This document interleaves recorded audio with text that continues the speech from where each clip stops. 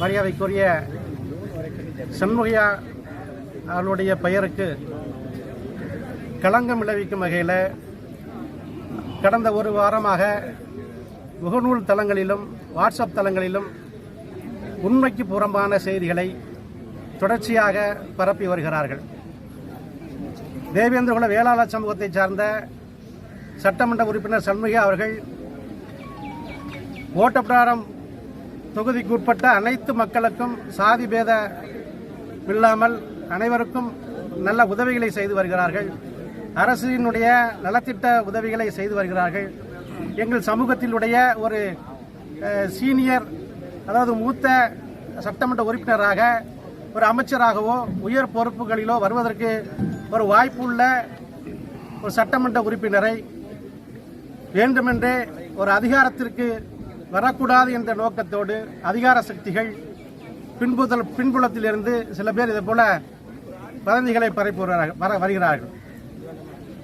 கடந்த 2 தினத்துக்கு முன்பாக தேசிய கட்சியான பாரதிய ஜனதாவுடைய முன்னாள் தலைவர் மரியாதைக்குரிய அண்ணாமலை அவர்கள் தன்னுடைய ட்விட்டர் பதிவில் இந்த செய்தியை, அதாவது சட்டமன்ற உறுப்பினர் அவர்கள் சிலை கடத்தல் கும்பலோடு தொடர்பில் இருக்கிறார் என்று எந்தவித ஆதாரமும் இல்லாமல் ஒரு கட்சியினுடைய மூத்த தலைவர், தேவேந்திரகுல வேளாளர் சமூகத்தினுடைய பிரதிநிதியாக இருக்கக்கூடிய ஒரு சட்டமன்ற உறுப்பினரை எந்தவிதமான ஆதாரமும் இல்லாமல் இவ்வாறு அவதூறுகளை பரப்புவது என்பது தேவேந்திரகுல வேளாளர் சமூக மக்களில் உண்மையை நாங்கள் வருத்தப்பட வேண்டிய சூழ்நிலை இருக்கிறது.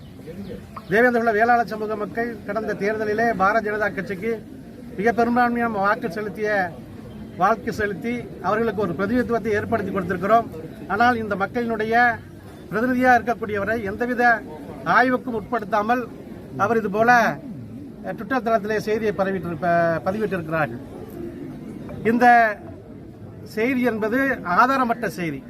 இப்பொழுது இந்த சிலை கடத்தல் அந்த கும்பலோடு தொடர்புபடுத்தி அக்னி பரமசிவன் என்பவர் தன்னுடைய முழு தளத்திலேயே அந்த செய்தியை அவர் பதிவிட்டிருக்கிறார். குறிப்பாக ஒரு வழக்கில்